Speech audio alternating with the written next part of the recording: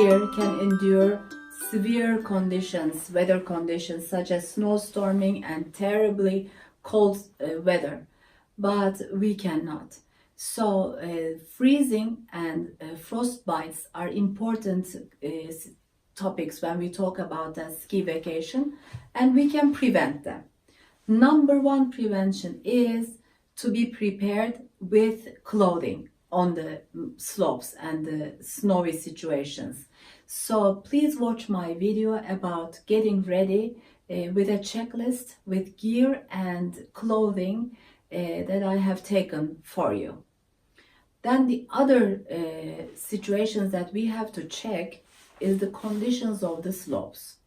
Number one, if there is a snowstorm or if the conditions are in freezing temperatures such as minus 25 degrees centigrade or minus 15 degrees Fahrenheit, it may be very cold. Please do not go out at these extreme conditions and don't take your child up on the mountains. The other thing to be careful about is the hours that you are skiing. Do not be ambitious about taking the last run on the lifts so that you will be the only one skiing down the slopes. Not with your children. We've done it. Don't do it. It's dangerous when the weather conditions are horrible up there. So about 10 to 11 in the morning till 3 to 3 in the afternoon are great times for being up on the slopes, especially if you are in an area when the sun goes down early in the afternoon. Be very careful about the hours that you are on the slopes.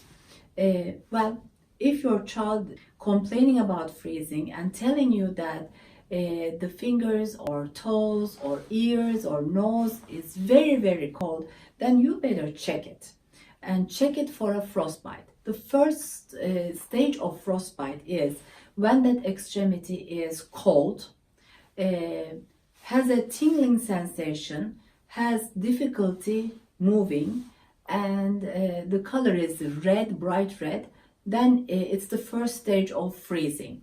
But when that freezing goes to a further level, then the sensation of that extremity will be gone and the color will be gone. It will look white because the circulation to that extremity is now going away. This is a very dangerous situation. You better take your child indoors as soon as possible. Call an ambulance if you can, and take your child indoors as soon as possible, and take the glove or the sock out slowly and gently, because that extremity is already very tender.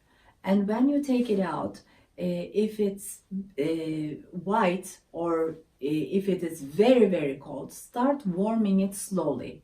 You don't want to warm your child quickly because dangers of recirculation to that area can be very severe. So have a lukewarm water bath where your child can dip the frozen extremities and start warming it slowly, and observe for these findings. The color should be turning pink. The sensation to that extremity should be coming back, and your child should be able to wiggle the toes or fingers if it's a movable extremity. And if you do not observe these signs, if the feeling is not coming back, color is not improving, and the sensation is not there, then you have to call for an ambulance as soon as possible to take you to a facility where they can deal with frostbites professionally.